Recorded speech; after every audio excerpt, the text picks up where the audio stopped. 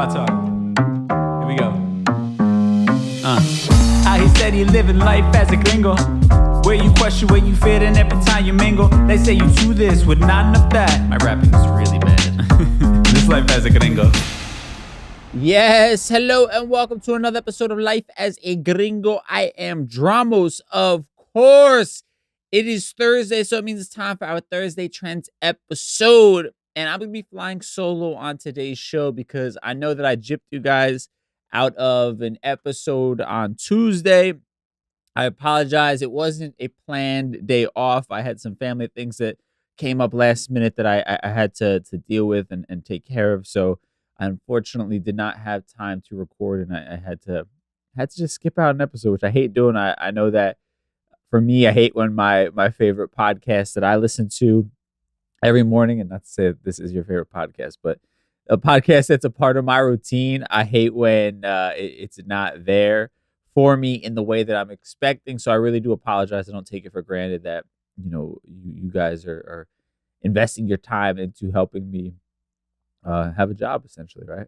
So I don't take that for granted. So really sorry. Just had some stuff I had to take care of, and it didn't work out that I was able to do the pod. But wanted to hop on, obviously, today. I'll be flying solo, because I wanted to kind of make up for that again. So I'm really sorry. But, man, today we'll be talking about a few different things.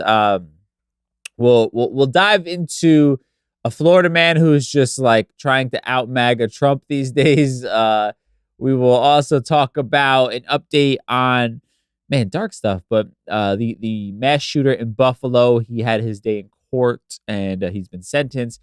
Ironically, in a very dark way, we also had another mass shooting this last week at a university in Michigan, so we'll talk about that. I also wanted to talk about a story that I found fascinating about our declining healthcare system in this country. And something that I've noticed for a while and didn't really understand the reasoning, but for those of you who have gone to the emergency room or had family who have gone recently, I know from my experience, I realized that the system is broken, y'all. And I found a story that explains a good portion of some of the things that I've been seeing.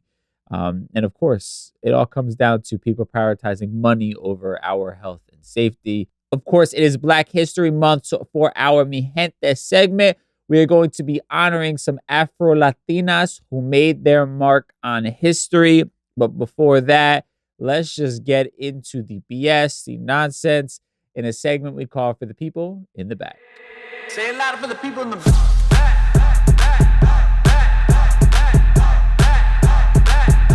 Say it louder for the people in the back. All right, so let's talk about this Florida man, Ron DeSantis, who many are thinking is going to be giving Trump a run for his money as far as the Republican nominee for president. He has been on a tirade as of late, trying to galvanize the MAGA crowd. I mean, that's the only logical explanation for the nonsense that he's been spending his time doing. One of the more recent ones, which has now led to many protesters in Florida heading down there, as he talked about, as he now has banned Florida high school students from having access to a new advanced placement course on African studies, right? And this is after the Department of Education has rejected the class, saying its curriculum, quote, violates state law. Citing no specifics, the department's Office of Articulation wrote in a letter to a college board official January 12th that the class is, quote, inexplicably contrary to Florida law and significantly lacks educational value. And I want you to focus on that last part. Significantly lacks educational value. Now, this is an African American studies class, and they're saying that it significantly lacks educational value. And of course, this is coming from the education department, but this is all at the hands of Ron DeSantis and this nonsense that he's been pushing. Now, this class that they're referencing has been developed for more than a decade, right? And this is according to the College Board's website. So this is like an AP class where it's a college level class that is offered to high school students. Now, the curriculum covers, quote, literature, the arts and humanities, political science, geography, and science to explore the vital contributions and experiences of African Americans. But again, this significantly lacks educational value, according to the Florida board here, and of course our buddy Ron DeSantis. And of course, this comes on the back of a bill that Ron DeSantis signed last year, the Stop Woke Act, which is a law that he signed to restrict how colleges and workplaces talk about race, gender, and sexuality. DeSantis has also targeted K through 12 school instructions, most notably through the Parental Rights in Education law, which is nicknamed the Don't Say Gay law. And it is the law that prohibits classroom instruction on gender and sexuality in kindergarten through third grade. Okay, let's break down a few things that are going on here. First and foremost, this is performative politics at the end of the day.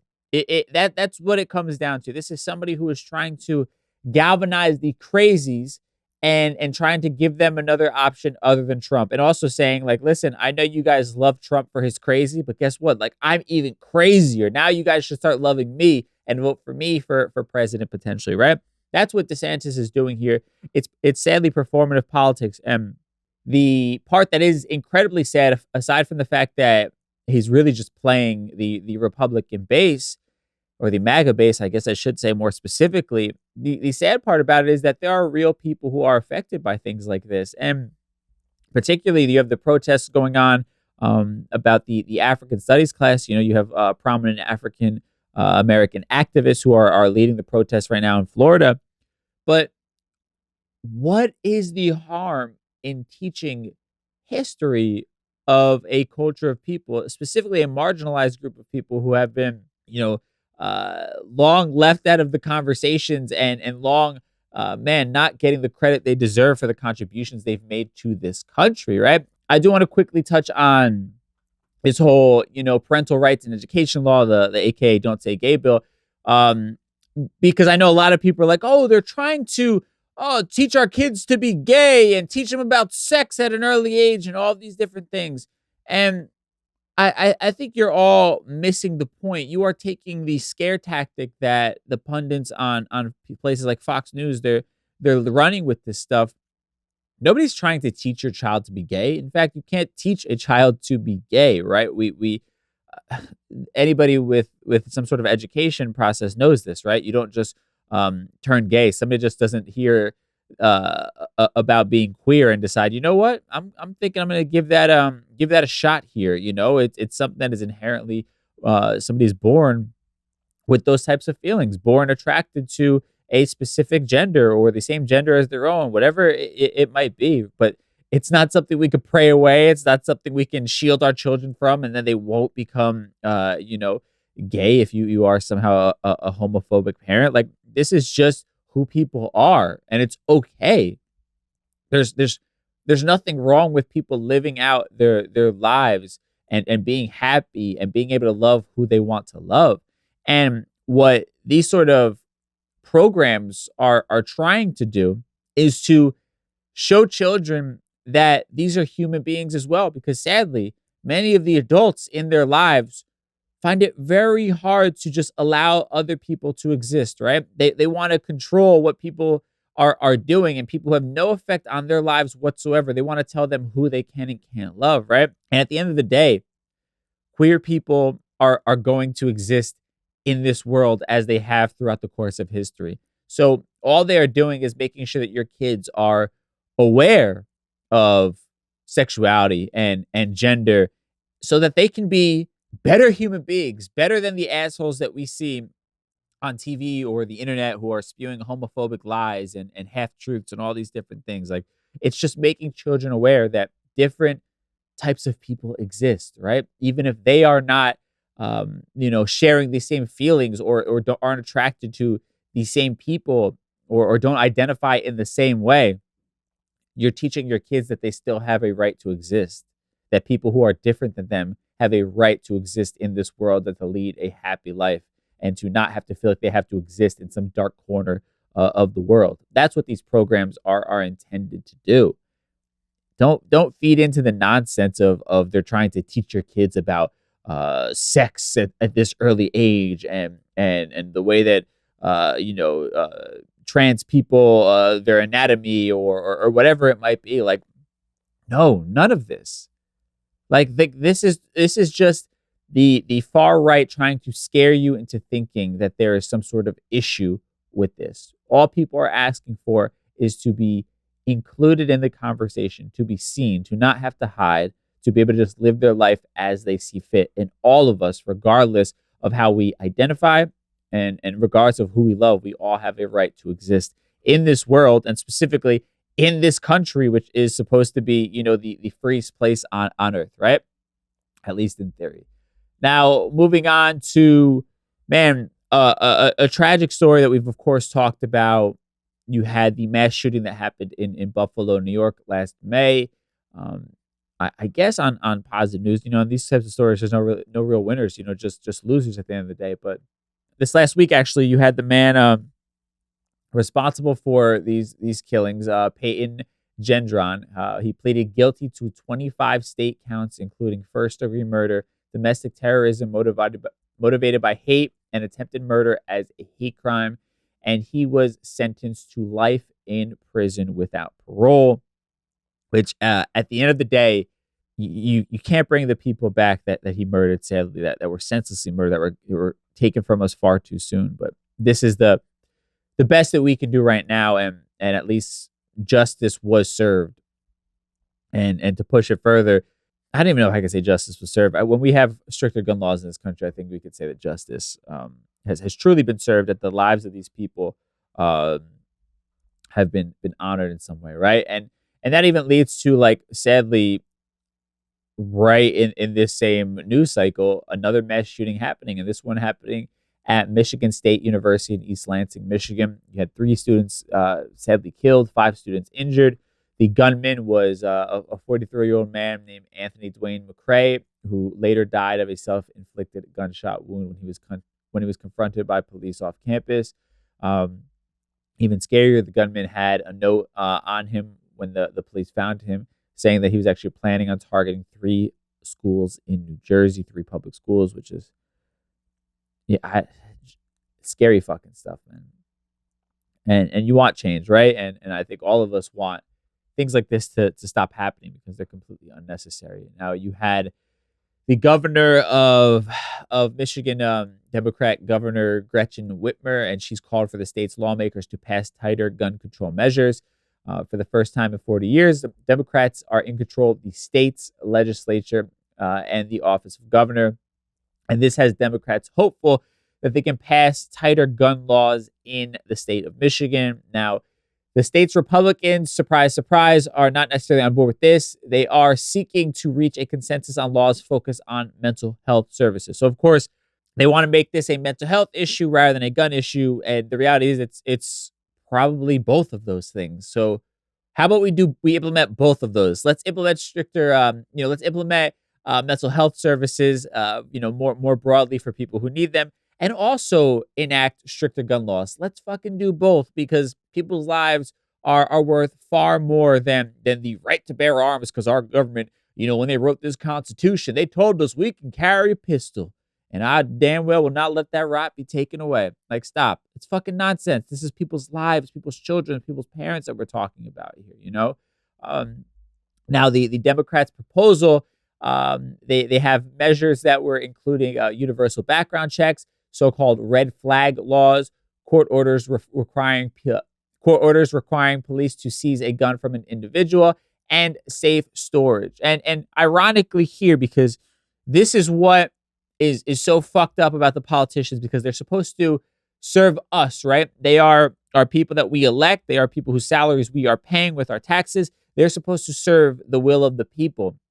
And ironically, they just don't give a fuck, obviously. It's very obvious, because you have Republicans pushing back against these notions, yet in Michigan, they're saying the bulk of voters have expressed support for tighter gun laws. A statewide poll released in December found that 90% of Michigan voters support background checks for those purchasing a gun, and 74% approved of having courts take guns away from those considered dangerous to themselves or others.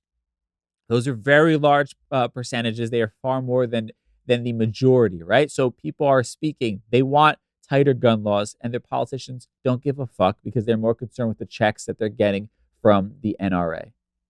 And the crazy people just want to live out their cowboy fantasy in this country as well, of course.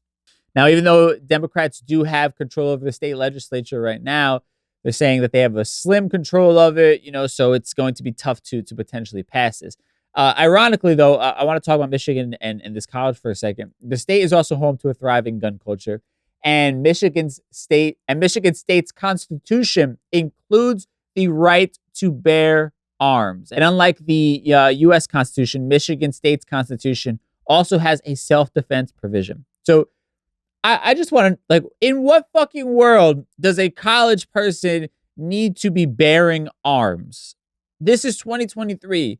We've seen mass shootings at every place imaginable, including colleges. But in the bylaws of this fucking college, this university, they have the right to bear arms. People could just be carrying on their way to fucking their poli-sci class. This just doesn't make any sense. It's a weird fucking world that we live in. It really, really is. People are holding on to old world ideas, and at the same time, people are just collecting them checks, wherever they can get it. And it's really sad because they don't give a fuck that, they're signing those checks with their constituents' blood at the end of the day. It's really fucking sad. Now, last thing I'll say about the depressing state of this country. I don't mean to bum people out, but I want to talk about something that I've been bitching and moaning about in my own personal life for a very long time, and that is the state of our current healthcare system. I'm not sure how it is around the country. I know for me here in the New York, New Jersey area, to see my primary doctor is a whole fucking thing. They can schedule you in a month from Saturday. Okay, if I'm sick right now, a month from Saturday doesn't really help me out. So I have to go to an emergency care place. You go to this urgent care place, and they charge you crazy amounts of money. It's more expensive. And it's also some doctor who is not very experienced and not providing you the best care. Or it's a nurse practitioner who, again, not very experienced and is not providing you the best care. And I want to preface this by saying anybody who is a nurse practitioner, a doctor, this is not this isn't me coming down on you and your profession or your capabilities, your qualifications. I think what you guys do is amazing. What I'm talking about is a system that is asking you to go above and beyond your training just because it saves them a couple bucks. And that's the unfair part. They're putting you in positions that you shouldn't be in just so they can, take home a bigger check. So the powers that be can do that, right? And I found a really interesting story. And this is on CNN's website. They were talking about in a California emergency room, right?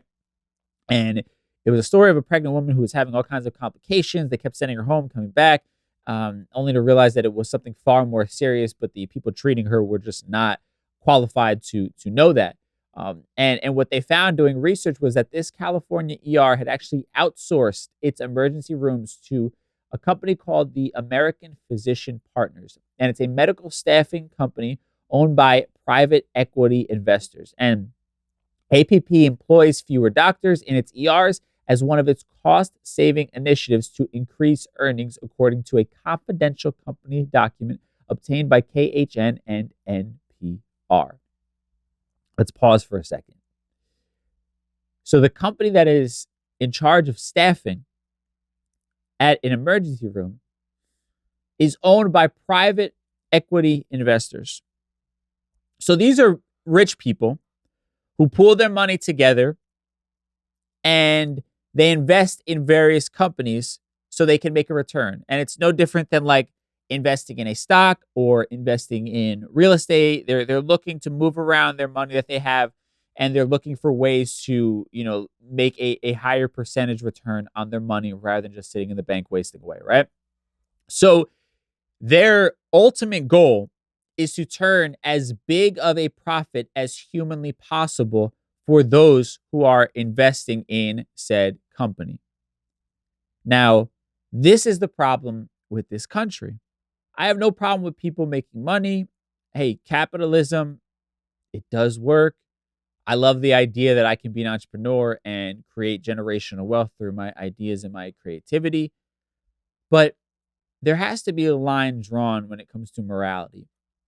People's health, people's safety, that's where I draw the line. That should not be a place that we are looking to turn as big of a profit as humanly possible. That's a place where we should be trying to provide the best service possible to the people who are coming in. Because literally on a regular basis, we are determining for many the difference between life and death. So the idea of trying to turn a bigger profit should not exist in a place like the emergency room in a country like the United States. And it's really, really scary. And the article goes on to talk about how this staffing strategy has permeated hospitals and particularly emergency rooms that seek to reduce their top expense, physician labor. While diagnosing and treating patients was once their domain, doctors are increasingly being replaced by nurse practitioners and physician's assistants, collectively known as mid-level practitioners, who can perform many of the same duties and generate much of the same revenue for less than half the pay. That's what it comes down to. We want you to be able to provide as close to the service as somebody's coming in there to get without them really noticing or knowing the difference, but we want to pay you half to do so. That's what it's all about. How can we cut as many corners as possible and then barely still be able to do the service that this person is coming to have experienced, right? And I'm mincing words. I'm a little bit fucking annoyed here, but essentially they're like, how can we give you the bare minimum of what you came here for, charge you the same amount of money, but then also come out of our own pocket the least amount so that we can increase our profits the most? That's what they're doing.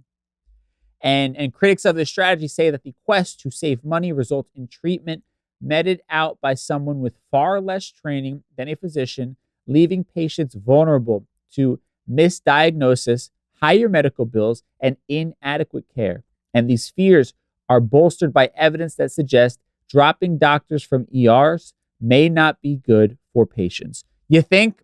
I don't need to fucking go through a whole study of case studies, go through a whole bunch of case studies to realize that this is probably not a winning strategy if the priority is someone's health. If the priority is to make as much money as humanly possible for your investors, sure, this is probably going to do that. But again, at the expense of people's lives and safety. And then you question yourself, how is this type of shit even legal? How is this not something that is being, overseen? And that they're not saying you cannot have people who are not doctors diagnosing someone. Like I had an experience, and this is kind of where it all opened up to me, where a couple of years ago, my girlfriend, she had an accident and we had to go to the ER, and she had to get stitches, and it was quite a lot of stitches, like a really, really bad injury. And we're in there and we don't realize it till essentially after it's already happening that the person treating her and doing these stitches wasn't even a fucking doctor.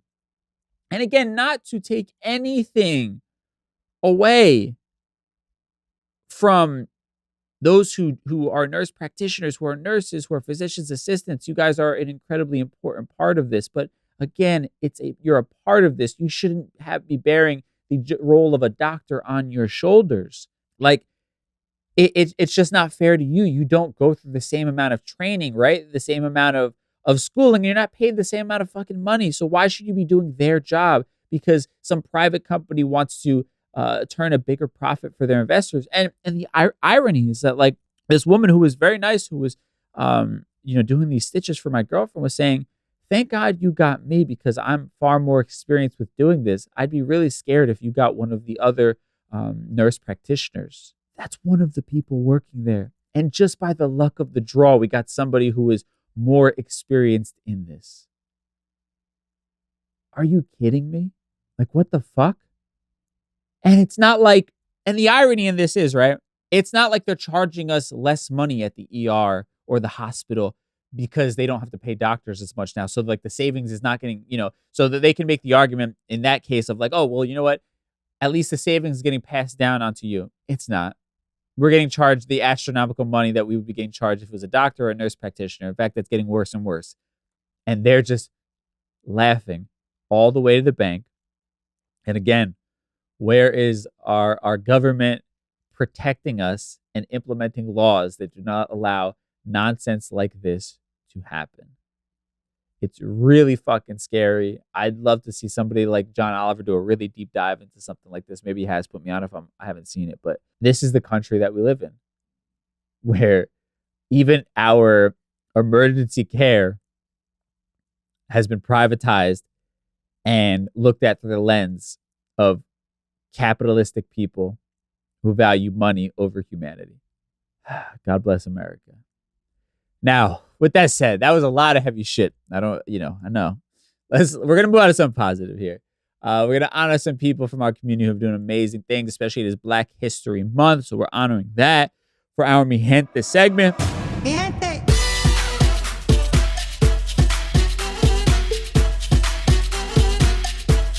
All right, so for our Mi Gente segment, for Black History Month, which is quickly coming to an end. This month flew by, especially January feels like it was like 3 years long. But I wanted to honor some people from our community, and specifically when you talk about Black history, there's been this like really sad blind eye that's happened in our community where we don't realize that Black history is also our history, and that we need to celebrate those from our community who are undeniably Black, and who sadly, many of which grew up feeling like they couldn't identify with their Blackness, even though the world did treat them as such. So I want to make a point to, as we celebrate Black History Month, to also make sure that we're talking about the Black people that we have in our beautiful Latin community, the beautiful culture that they bring, and the history and the contributions that they've made to our incredible culture.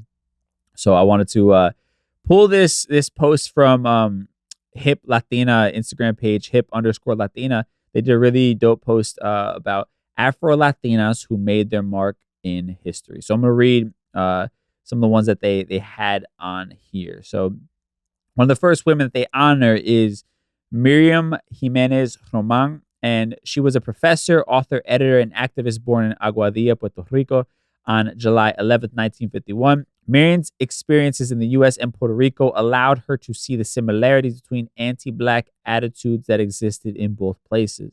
This inspired her to publish works that educated others on topics such as blanqueamiento and Taino revivalism in her book, The Afro-Latina Reader, History and Culture in the United States. Her awareness of racial discrimination in Latinx communities inspired her to be a loyal ally and build coalitions with African Americans. She is known for becoming the co-founder and executive director of the Afro-Latina Forum in 2007. So amazing work. I do actually want to pick up that book. I'm adding it to my list right there.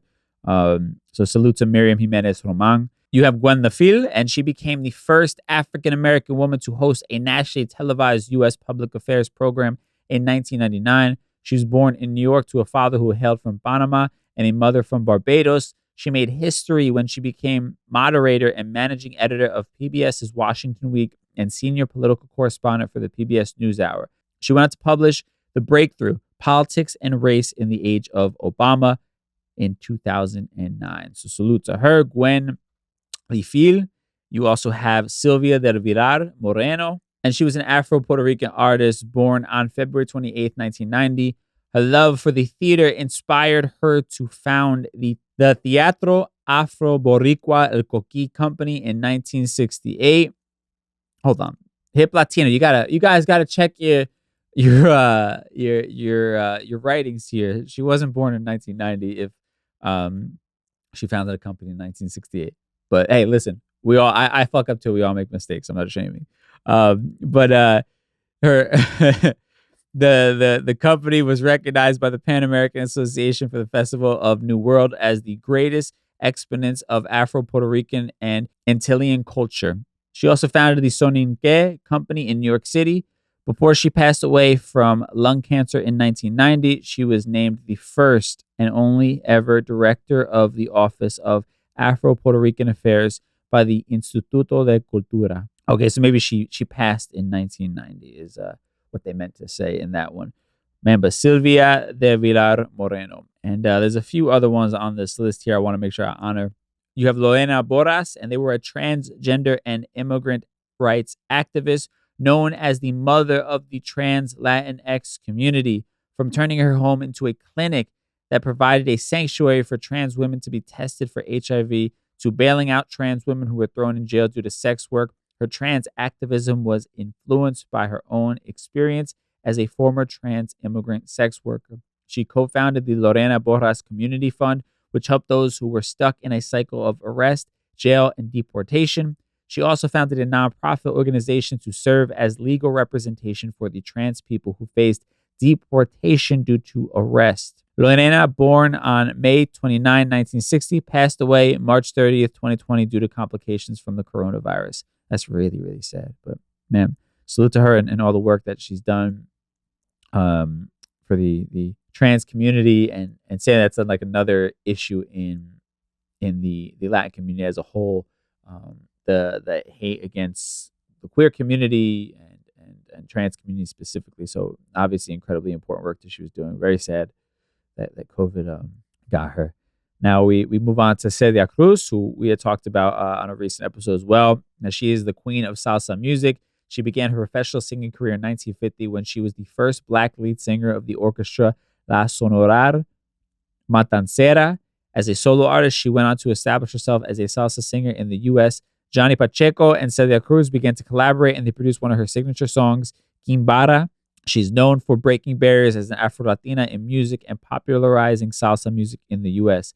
La Negra Tiene Tumbao singer recorded more than 80 albums and songs, earned 23 gold records, and won 5 Grammy Awards. Damn, 80 fucking albums? Holy shit. And 23 gold records. Man, we got to give Celia Cruz more flowers and 5 Grammys. Damn. We do not speak about her in the way that we should in general. Like outside of even like Latin culture, she should be spoken about in music culture as a whole. 80 albums, 23 gold records. That's crazy. And the last woman that they honor here is Victoria Santa Cruz. And in 1958, her and her younger brother founded the first Black theater company in Peru, Gumana. At this theater, Victoria wrote, choreographed, and staged her first musical play titled Malato in 1961. She speaks of her struggle with taking pride in her Afro-Peruvian roots in her poem Me Gritaron Negra. Upon her return in 1966 from studying in Paris, she founded the group Teatro y Danzas Negras del Perú. The group's acclaim helped revitalize popular Afro-Peruvian dances like the Zamacueca and Landu to the rest of the world. And if I mispronounce any of those dances, I genuinely apologize. So salute to her, Victoria Santa Cruz. Man, I love this. And I feel like it's so crazy to me that this is all like a new conversation. Like it's Black History Month and we never talk about the incredible Black people who are part of our Latin community. And it's just like, this is a brand new thing like that never existed before, as if they weren't around before. But hey, that's, part of our history that, our generation is trying to push past. So with things like this, I want to make sure I honor them. Some Afro-Latinas who have contributed to an incredible history for Black History Month. Now, with that said, no Ask a Gringo segment for today's show. I always try to be honest with y'all. I've just had so much shit going on this week. I've been trying to take care of. I didn't have a chance to post, but promise you, we'll get back on that grind for the next episode. And man, with that said, let's tie everything we talked about today in a neat little bow in a segment we call Conclusion Stew. Time for Conclusion Stew. All right, so quickly recapping the shit that we've talked about today, because a lot of it's just fucking nonsense. DeSantis being one of them. He's trying to out MAGA Trump. This is performative politics, and they're saying that you can't teach fucking, Black history in high schools now, right? We can't have an African American studies class for AP kids to explore the contributions of and experiences, I should say, of African Americans, right? Because it significantly lacks educational value, right? That makes a lot of sense. And we can't talk about people who identify differently than us or have different sexual preferences than us, right? Because that would be the end of the world, right? We just have to pretend like these people don't exist, and when we do see them, we just have to make sure we hurl all the hate humanly possible at them. Like, what kind of fucking world are you trying to push? And again, it's performative politics. These aren't real issues. These aren't things that actually impact most people's everyday lives. If that African American studies class was allowed to happen, it wouldn't fucking upheld it wouldn't upend our country as we know it. Like, this is all performative politics to speak to the craziest part of the Republican Party, that MAGA base, and DeSantis is just trying to get those MAGA lovers over onto his side so he can make a run for the presidency in 2024. That's all this is. It's just nonsense. And these mass shootings happening in this country, more unneeded nonsense. Thankfully, this man for the Buffalo shooter is going to be spending the rest of his life in prison, no chance of parole. But sadly, we see this other shooting happening in Michigan. You hope that Michigan begins to set the precedent for stricter gun laws in this country, and hopefully other states begin to follow, because as the studies are showing us, the voters are saying they want stricter gun laws, and it's the politicians who are choosing to ignore them. And then when it talks about the medical care in this country and what's going on in the emergency rooms and how it's being privatized the staffing is being privatized, it's fucking American capitalism at its finest, not giving a fuck, about what happens, who you have to step on. And this is like the most egregious representation of that. You literally deal in the world of potentially saving people's lives and treating them for illnesses and ailments. And, for those of you who are, anti-abortion, this should bother you too, because you want the child to be brought into this world, right? The healthiest way possible. Yet these companies are literally using this as an investment and as a way to turn a bigger profit for their investors, right? This is them viewing it as a stock. So they're cutting costs by cutting the quality of care, potentially putting people's lives at risk, just for the sake of having bigger returns for their investors. It's really fucking sad. And then on the more positive topic here, we talked about some incredible Afro-Latinos who have made their mark on history. I just want to make sure we continue this narrative when we talk about Black history, and it's Black History Month, but that should be happening all year round, honoring the contributions that our Afro, Latina and Latino brothers have made. It's the recognition that we have Black people as a part of our community, and that is a beautiful, beautiful thing. And rather than continuing the terrible history of pretending like they don't exist or pretending like they are lesser than, because of their skin color, and continuing on this horrible colorism and internalized racism that is just like a disgusting part of our history. Like, we need to move into a phase of celebrating it, celebrating the diversity that that comes with being a Latino. It's a beautiful, beautiful thing. And I hope that speaking about it in this way, and particularly when you talk about Black History Month, when it's a time to reflect on Black history, making sure that the Black voices in our community understand that they not only have a place, but they are, just as valued as any one of us, even those of us with lighter skin tones or whatever it might be, that the bullshit that previous generations tried to pass down to us does not have a place in our current culture, I think is what I'm really trying to get at, the thesis of my statements here. Man, but with that said, thank y'all so much for tuning into another episode. My apologies again for missing out on Tuesday's show, but I appreciate y'all for rocking with me. Remember, my book, Just Be, the pre-order is out right now. I just got some physical copies in. It looks amazing. I can't wait for y'all to see it. Thank you to everybody who's bought it so far. justbe.nyc, that is the website. You can go pre-order it right now. They're going to be shipping the next couple weeks, so please pick that up. There's a subscription. I'll be releasing 4 of these books. It comes with a free t-shirt, also a one-on-one Zoom call where we could just chat about life, whatever you want to talk about. All that is at justbe.nyc. And of course, my other podcast, The Street Stoic, is out everywhere you find podcasts. Monday through Friday is a short 10 to 15 minute inspirational podcast combining, hip hop lyrics and quotes with ancient Stoic philosophy, hopefully inspiring you to live your best life. That's the goal. So The Street Stoic out everywhere. And Just Be, my book, is available right now for pre-order. Go check that out. With that said, have an amazing weekend, and I'll catch y'all on Tuesday with a brand new episode. Until then, stay safe. Peace.